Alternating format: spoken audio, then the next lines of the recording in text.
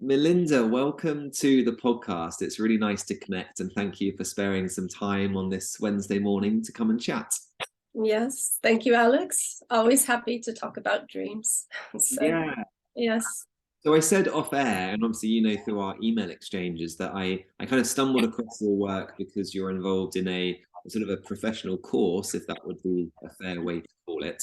And that led me to a couple of your books that you've authored that are available. And then I reached out to you because I guess I'm just really interested personally in dream work. We've had Charlie Morley on previously to talk about lucid dreaming, and he was my first introduction into that. And it was really his material that led me to having my first lucid dream, which in many ways is one of the most profound experiences I've ever had. Yeah. And it kind of really starts to shift your perspective on consciousness and almost reality ultimately as well.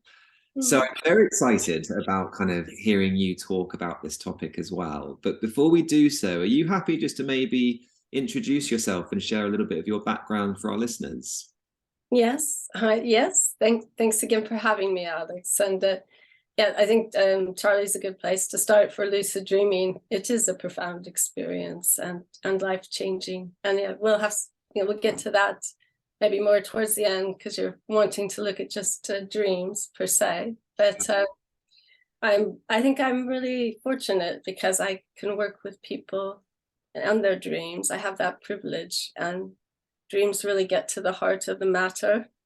So they express the thoughts of our heart, and they um, really touch upon very profound and deep work with people. So Mm. I've had the good fortune, say, for the last 20 years or so, to help people get to know themselves through their dreams, both lucid and non-lucid, and to awaken to a more meaningful and purposeful life through an understanding of their dreams. So I think that's an enviable position to be in. It's it's lovely, and I think I've been interested in dreams since I was a child, but I formalized that when I did a master's in psychology of religion. And I was looking at metaphors the dying use to give meaning to their life story, like the stories they tell about how they shape that narrative Mm. as they're approaching death and trying to understand the meaning and purpose of their lives. And a lot of that involved dreams. So that was quite powerful work as well. And that led me to want to do a psychotherapy training. And that's where I really got into specializing in dreams. Okay. So yeah, I mean, I would say though that I credit my tending to my own dream life and to working with dreams to really giving me inspiration and guidance for the work I've done in my life. You know, setting up educational programs or running a counseling center. So there's a definite reciprocity there. Yeah. And you share a story in one of your books around asking for guidance within your dreams that helps facilitate sort of your journey. Yes, that's right. Yes, that was in my early 20s. I was deciding whether or not to leave my home country of the US and come to Europe. And I asked for guidance in a dream. And I didn't get direct verbal guidance, but the feeling tone of the dream was that I could go into the unknown, into this darkness, and feel safe. And I took that as meaning that yes, I could take the leap into the unknown of going to a new country.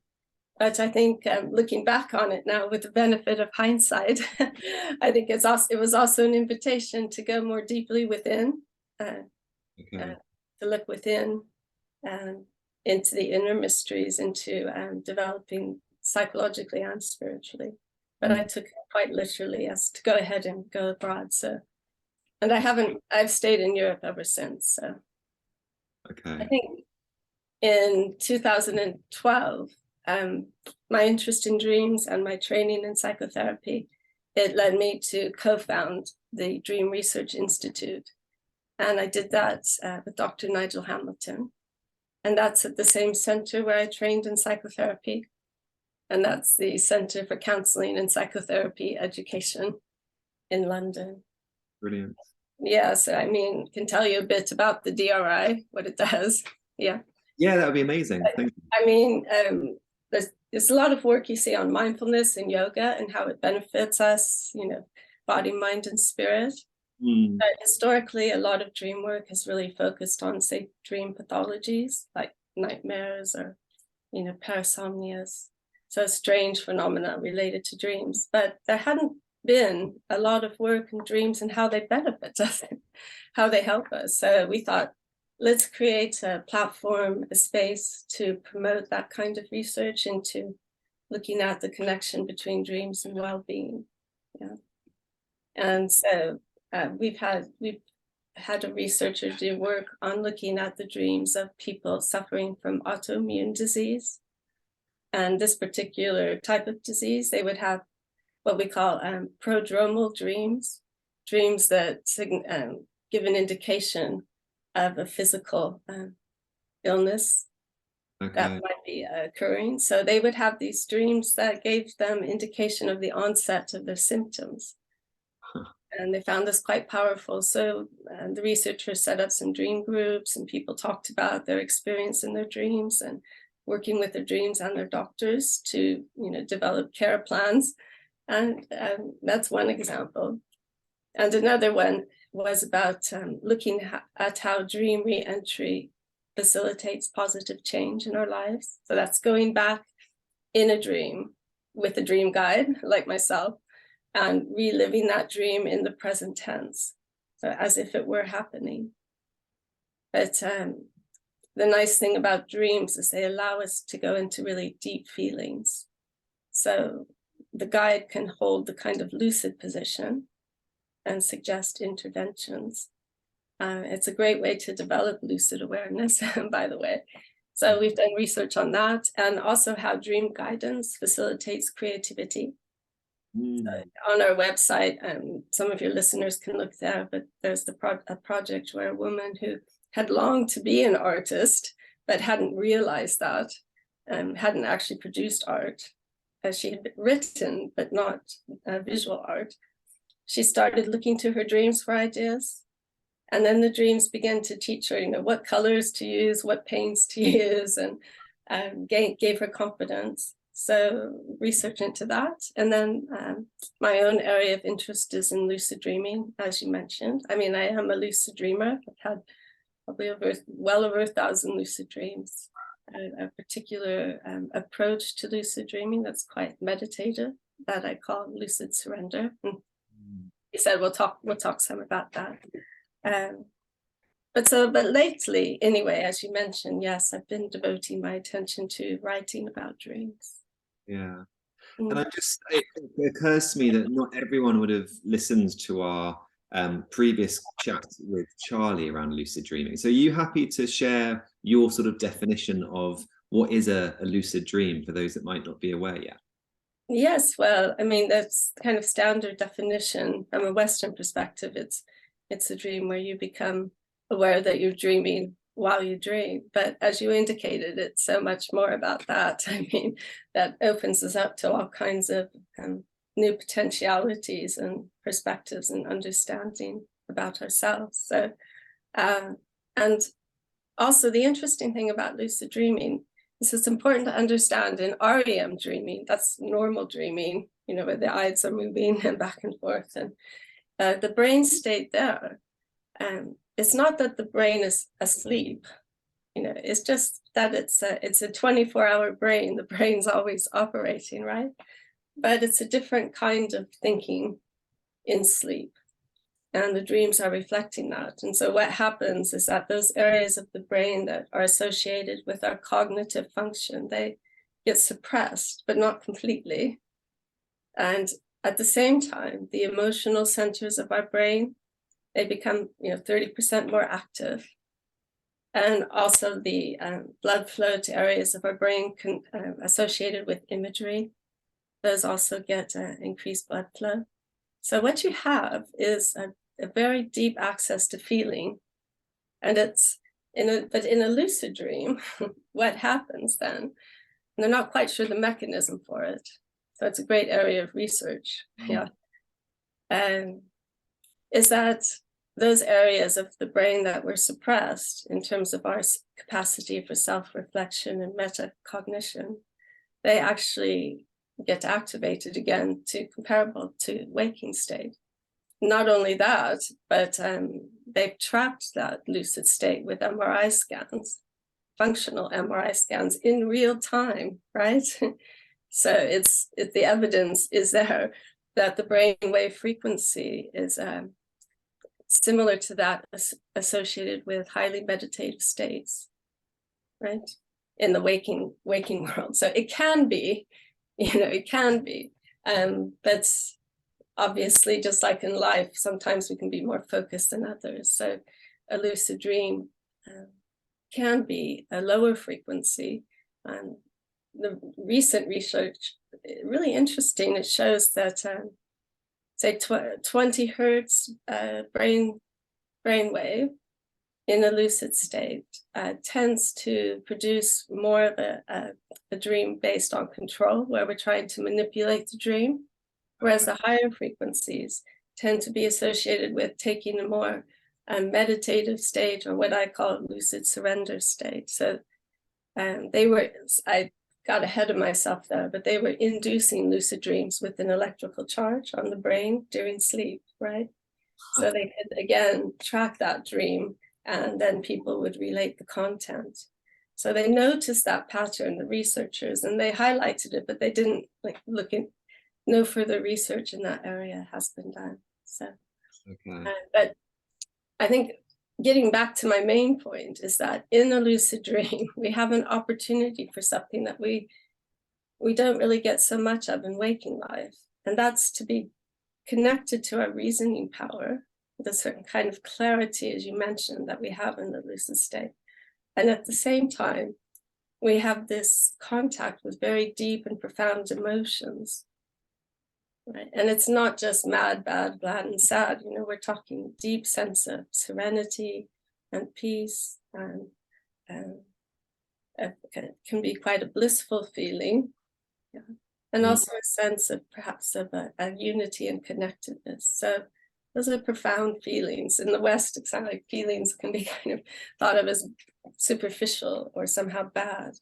But it's our feelings that really put us in touch with our essential nature, our soul nature. Yeah.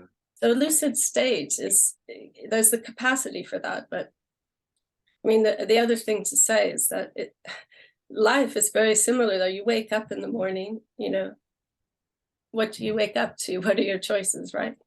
And in a lucid dream, you become lucid, but then what are you going to do with that lucid space? You have choices, and what you experience will be shaped by the choices that you make.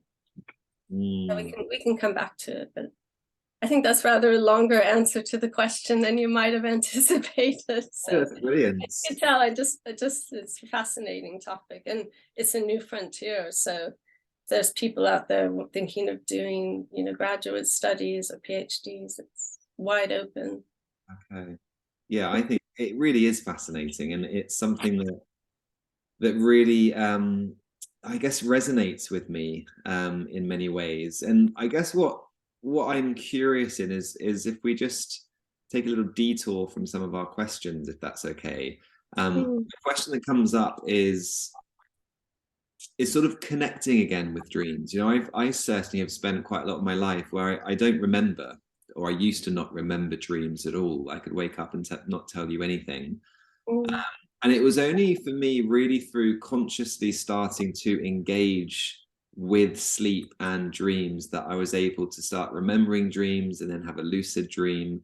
And it's really transformed my entire relationship with sleep, and this idea of going to bed, got to go to sleep again. I can't be productive, or whatever the stories are that we tell ourselves. Yes. So do you have any thoughts, or has there been any research around, I guess, how we connect with our dreams and why so many of us may struggle with remembering them, and kind of what's going on there? Yeah, so just preface it by saying, I think the writing of my first book on dreams, The Hidden Lives of Dreams, it's really an invitation to explore that process. And so that book is actually written in a way to initiate readers into thinking about their dream life and sleep in different ways, and thinking about cultivating a relationship with our inner world, and developing their own, say, symbol system for themselves. And there's something about what you're saying is you're making space, right? And whatever we make space for in our lives is what we're valuing. And sometimes people come to therapy. I worked as a therapist for 15 years or so, and people are making space, and they're saying this is important, I want to reflect on it. And so they start making connections, they start becoming self-aware, more conscious of their hidden drives and motivations, and what's really, say, pushing them or compelling them towards certain actions or repetitious actions in life that we don't want to repeat. How to make the change. That can be a long process therapeutically, right? But if we're working with our dreams, you're immediately in contact. You're entering into relationship with your inner self, and there is a wealth of guidance there. So the dream work will, I think, help to speed up and facilitate that interconnection. And it is a reciprocal process. It's like if you go to the gym and work out, you're going to get muscles, right? So if you make a space for your inner dream life, and you journal your dreams, or you record them, you work with them, and the message is, I'm here, I'm listening, right? And you'll start to become more aware of them. It is, in some sense, it is something that has to be developed, just like that, just a dream muscle. Yeah. Okay. Or if you want to learn how to play a musical instrument, for example, you have to give it time. And as you say, our culture really doesn't make space or time for that. It's really kind of devalued. One aspect of the pandemic that was, I think, quite beneficial for many people is that it made them really slow down and reflect. So there was this thing called pandemic dreams. A lot of people were saying, I'm dreaming, I've never dreamed. Very powerful dreams, clear dreams, because what can often happen is all those external distractions, they disperse our energy, disperse our focus. But when that was taken away, they went more inwards. They quieted down, they quieted their mind. So anyway, there's a lovely line in the Yoga Sutras, like the first verses, that yoga is the practice of silence, really. Sometimes it's translated as the stilling of the mind. Okay. But I think it's that invitation that sleep offers to slow down and to surrender to a different way, not just of thinking in sleep, but of being. Right? What you described in your lucid dream was a different way of being. Then you think, wow, can I be that way in waking life, and how to integrate that into who I am as a person in waking life. And so if you're working with dreams, it's putting you in contact with that imaginal world, that symbol system that's not only personal to you, but also part of our collective human experience, right? So that, I think, helps to facilitate therapeutic work. But in the lucid space, and there have been studies on this, very few, because of course it's also kind of new, and people have, like yourself, are learning to lucid dream. So you need participants who, can have developed their natural ability to lucid dream, let's say, but showing therapeutic benefits, particularly in overcoming nightmares and working with lucid dreams. But the point about it, in all dreams offer a nocturnal therapy, as it were. But I do feel lucid dreaming, because of this particular brain state where you are in touch with feelings as well as your cognitive capacities, and this marriage and union of the two, allows for deep understanding and kind of almost epiphanies, sudden aha moments of, oh, I get it. I see what I'm doing now. So Yeah. all right, it's again probably longer than you were expecting. Oh, I continue talking, Melinda. It's so interesting to hear you share these thoughts, and I think what comes up is there's certainly in my experience, but some of what you're talking about and some of what I've read, there's a real parallel in some ways between, I think, lucid dreaming and the sort of the popularity and the research and the renaissance, so to speak, with psychedelics. And energetically, there seems to be something quite similar in that space as well. And what you're talking about, these epiphanies and that sort of connection that we can feel with something greater than ourselves. It really resonates from that perspective. I think, yes, absolutely. I mean, when I've shared my lucid dreams, a lot of people have asked, that have commented it's very similar to experience on psychedelics. And I've recognized that myself when a wonderful programmer series, How to Change Your Mind. Yes. Fantastic. And he shows experiences people have taking microdoses of psilocybin and with the therapist present. And I remember one case was a person who was in a state of deep bereavement, and they had a vision where they experienced the presence of that person, but as a color. And they were two colors, each of them were colors, and they kind of swam together. And they felt, it was just so beautiful. They just really felt, that person felt that they had that closure and contact that they needed, and reassurance that the other person was in a good place and well. Yeah. And very similarly, I lost a dear friend very suddenly, and I asked for a dream in which I could connect with her because I hadn't been able to talk to her. She was in the States and I was here in Europe, and there was a time, and very similarly dreamt that we were two colors, blue and green, swooping down and meeting. This was prior to that series that I watched, but the point being, I think what happens if whatever mechanism in the brain that default network again is suppressed and something is opened up.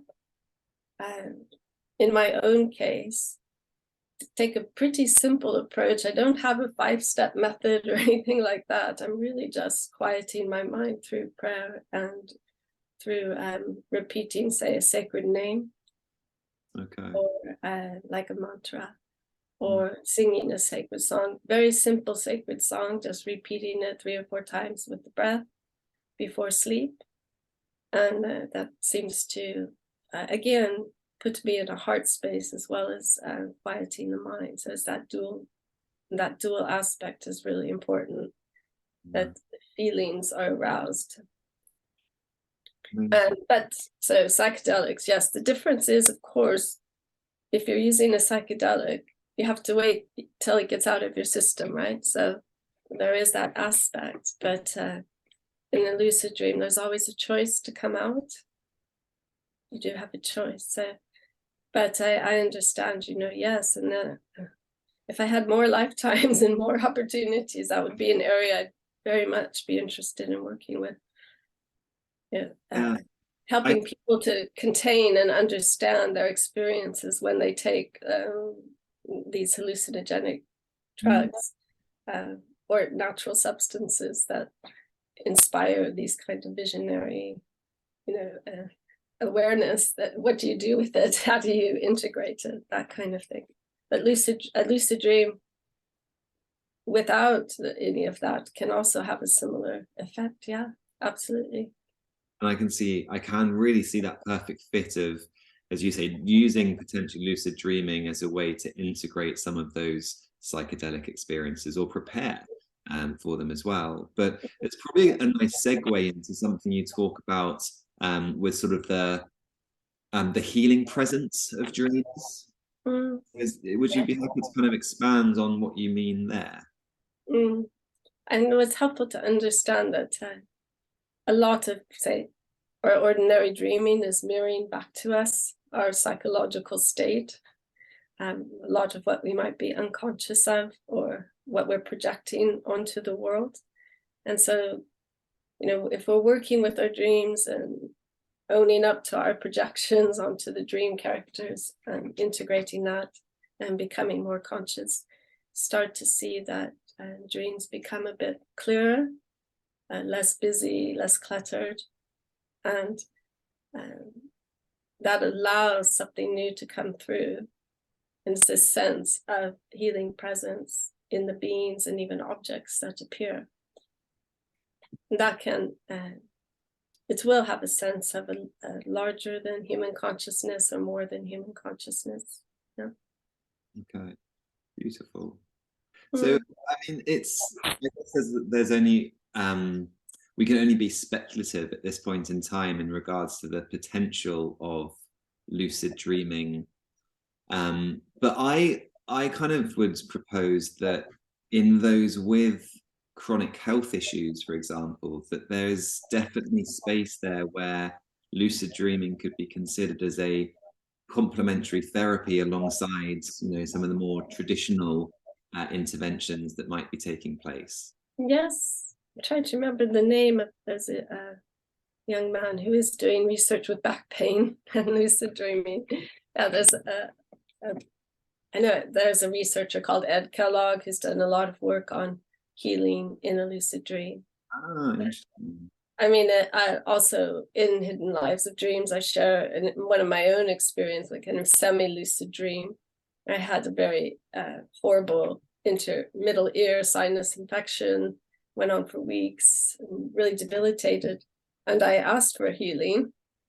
And I dreamt that this, very angelic being standing opposite me. He came up to me and raised his finger just to my third eye, area where my sinuses were, and just touched me, and I could feel in the dream, I knew that I would now be very quickly getting better. And he turned and he walked away.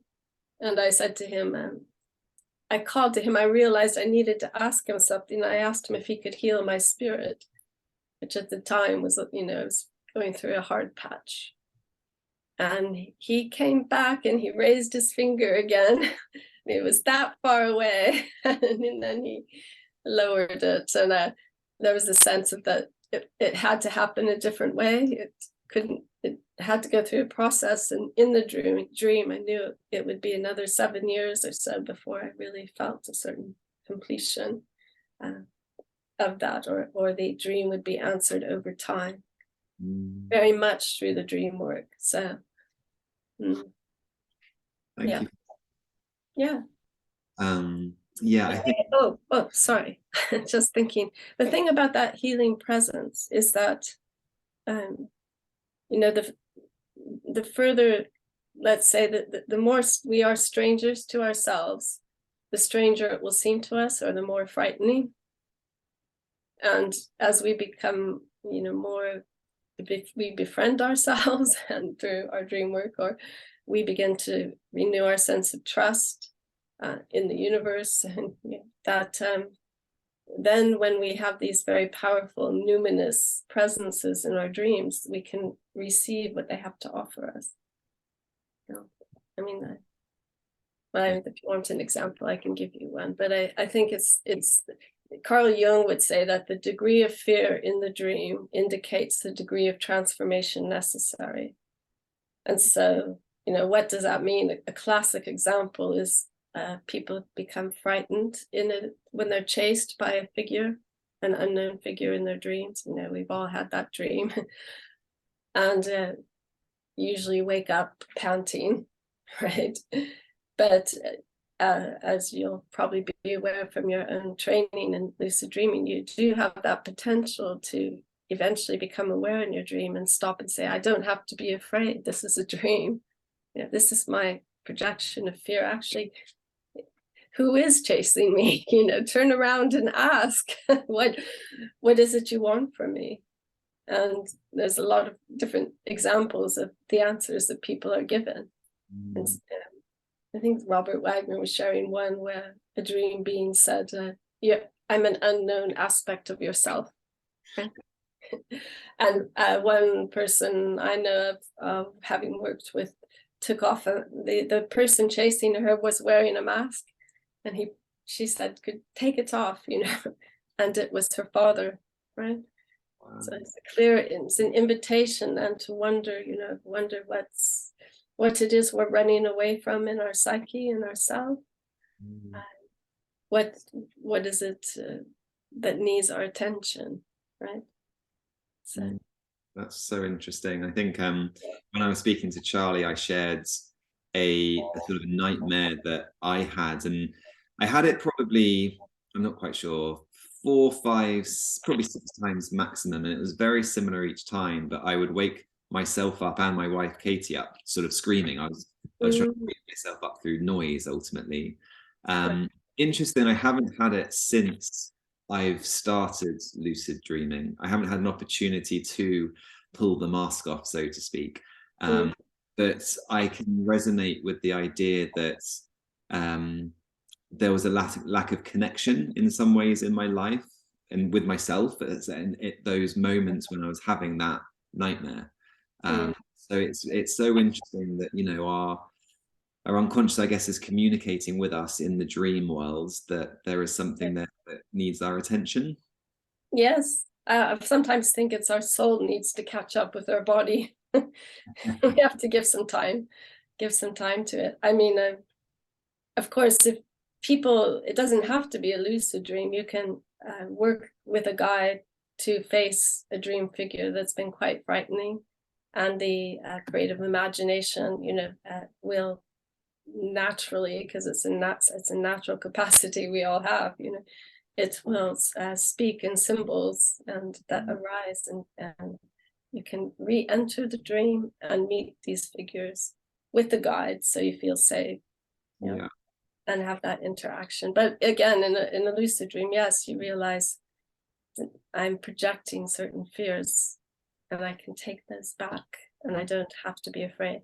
I mean, there has been a study I was showing that if people simply just know that they have options to deal with the nightmare, their nightmares reduce. It's just knowing it. And for readers who aren't lucid, not readers, that's because I'm always writing now, but for listeners who aren't lucid dreamers, there is a technique called imagery rehearsal therapy. That's very powerful research, initially done with survivors of rape, and they were suffering from PTSD, these women, and having horrible nightmares and reliving that experience. So very simply, with this dream rehearsal therapy, they would be invited to reimagine the dream, so it could end however they wanted it to. They could change the dream. They would rehearse that during the day, and then see how it impacted their dream life. And something like 75% of them reported a reduction in their nightmares. And half of them went on to use that technique with situations in their waking life. And, thinking how they'd want this situation to actually work out, how it could be handled, experienced or handled differently. Yeah. So again, you don't have to go into a lucid space. You can therapeutically work with the dreams or waking life experiences as if they were dreams. Right. Okay. That's also very powerful if you do it. Yeah, that's amazing. And just to clarify, when you say sort of dream guides, are you referring to someone like yourself, or actually a guide that you're with in a dream? Sorry. Yeah, right. Yes, probably both and. I'm thinking very, very often a dream will have a figure that seems more like the guide figure, and working imaginatively with that figure, something like active imagination, like after the dream, having a dialogue that you write down, and without censoring, just seeing again what arises. That's a way to, one example. But Yes, I was referring to working therapeutically with someone trained, have the background, ideally in psychotherapy, because dreams touch on, very profound issues, and someone who has experience of working with dreams. Yeah. Amazing. So, And while we're on, I guess, going back to slightly to that topic of nightmares, yeah. is there anything else that you would like just to share for anyone that might be listening who's having or Mm. nightmares? Yes. Well, I mean, ordinary nightmares that we're talking about. Again, I think the tendency, especially I know during the pandemic, a lot of people on Twitter were saying, I've had these bad dreams, nightmares are bad, get rid of them, right? So the more you resist, the stronger they come. So it might help to reframe the nightmare as an invitation to look at this, unknown aspect of yourself, so whatever's calling out for your attention.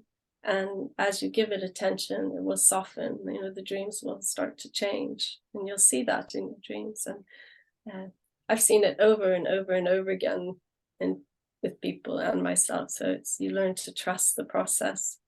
Yeah.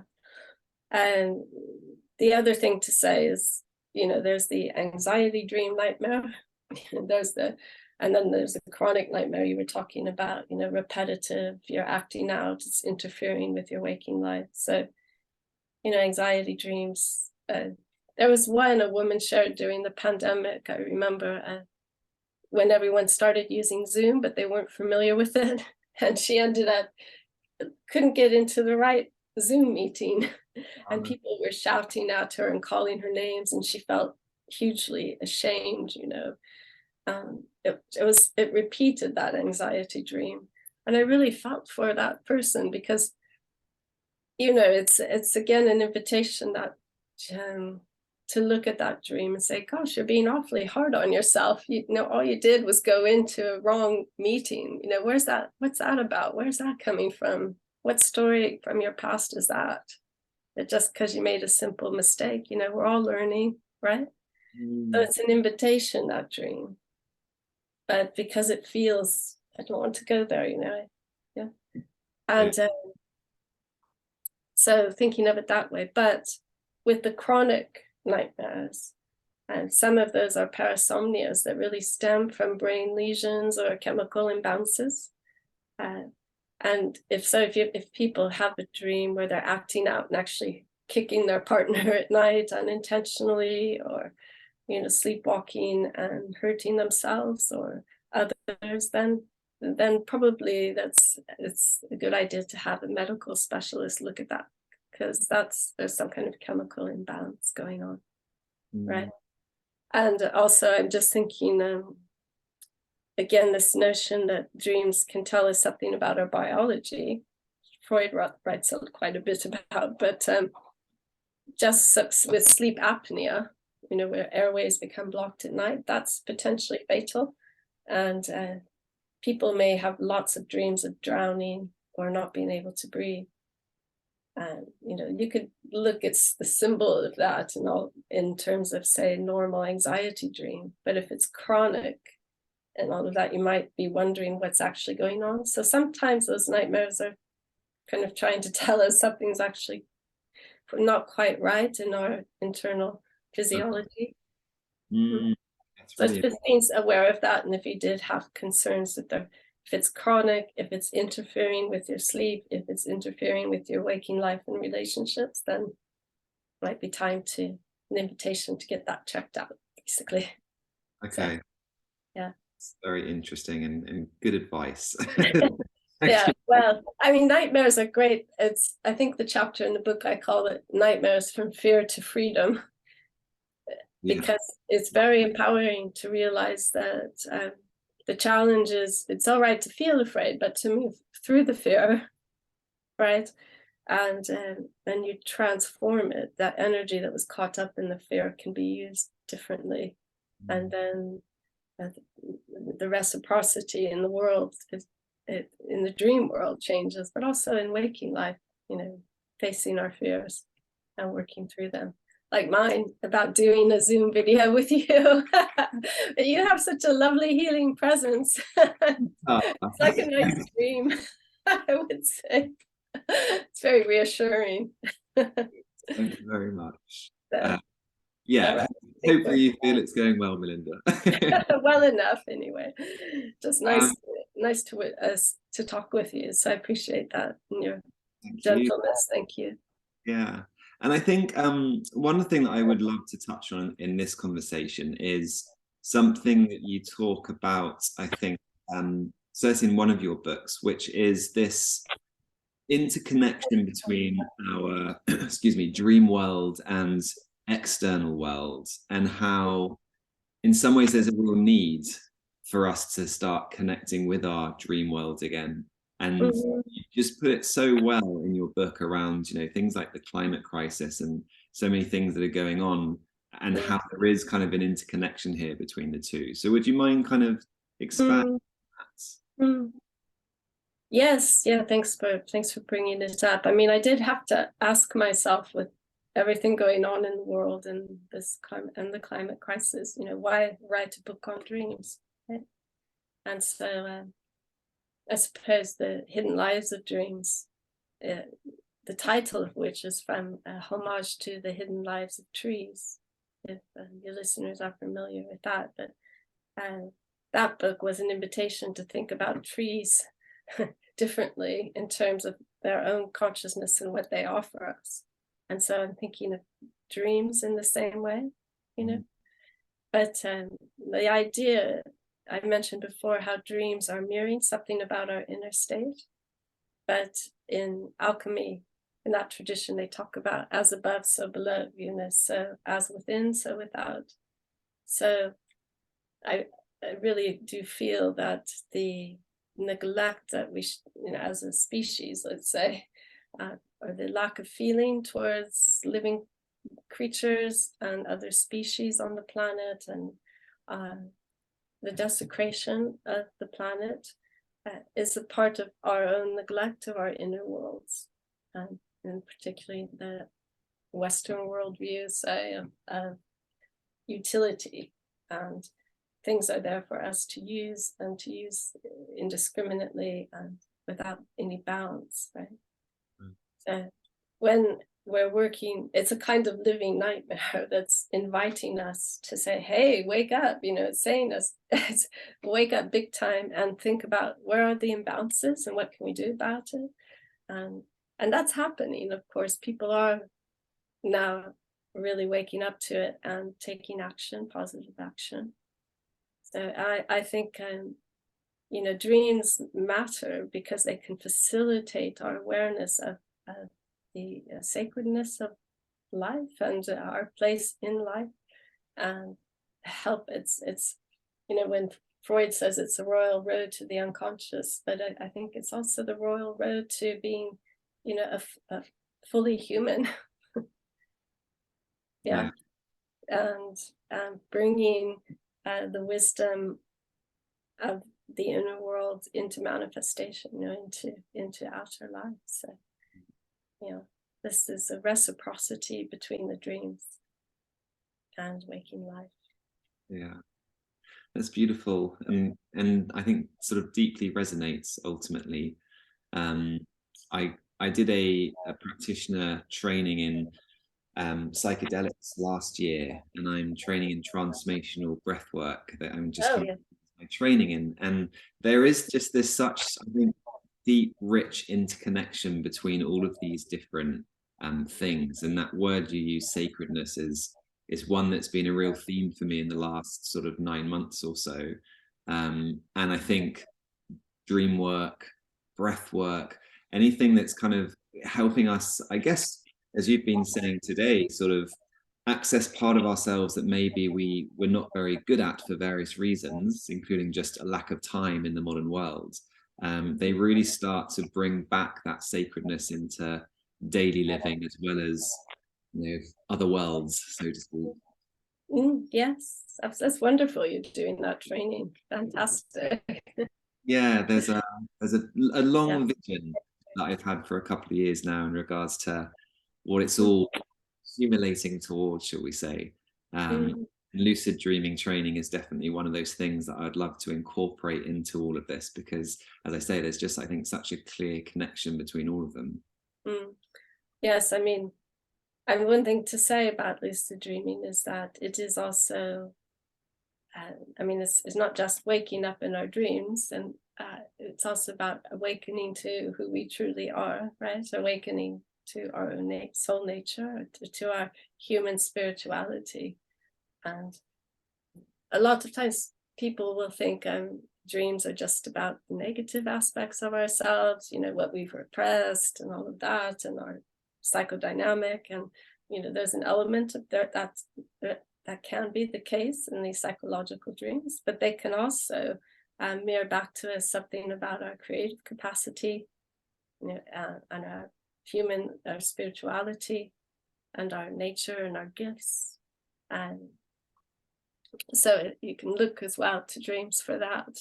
But in my own experience of lucid dreaming, just to say, the second book, because they're companion volumes, and I suppose I think of Hidden Lives of Dreams as a bit like the daylight view of dreams and understanding dreams, and there's like 300 research studies cited, something crazy like that. And then Lucid Surrender is more the moon consciousness, the lunar energy, going into the lucid space, but as with a prayerful attitude and allowing the dream to unfold and to open us to a more numinous, more a larger than human consciousness again. And that's important because I think it Einstein said this idea that, you know, that we're all separate is a delusion, right? And in the lucid dream, you can very quickly go, oh, wow, you know, or in the psychedelic experience, it's that profound sense of unity and interconnectedness is very real. You know, it's more real than what we call real, you know. So it can be experienced in a lucid dream when we, let's just say, move beyond the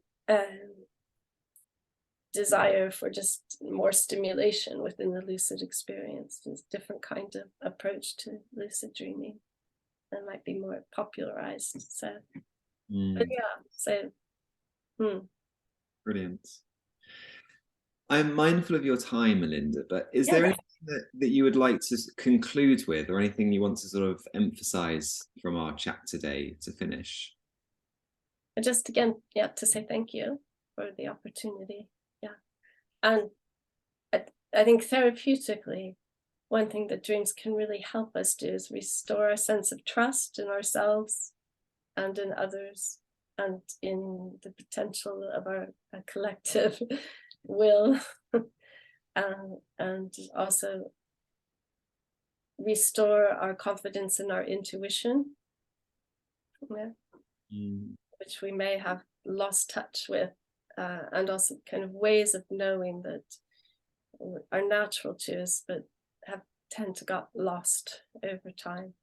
There's a lovely quote from Khalil Gibran that has long been important to me. You know, trust your dreams, for in them you find the gate to eternity, a gate to a wider consciousness, you know, more expansive understanding.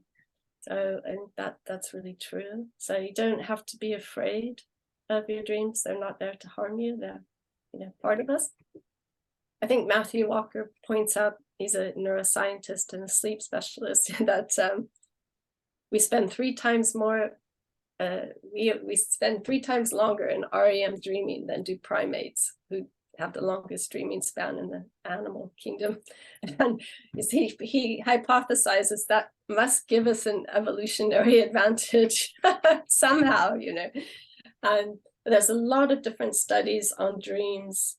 Depends which aspect you study, then these new theories come out. But I think there's no one theory for dreaming. There's across the lifespan, it will have different purposes, and it's not really something we talked about here, but I do write about it. So, but it's an invitation, to see ourselves afresh and the world around us afresh. So dream on, happy dreaming.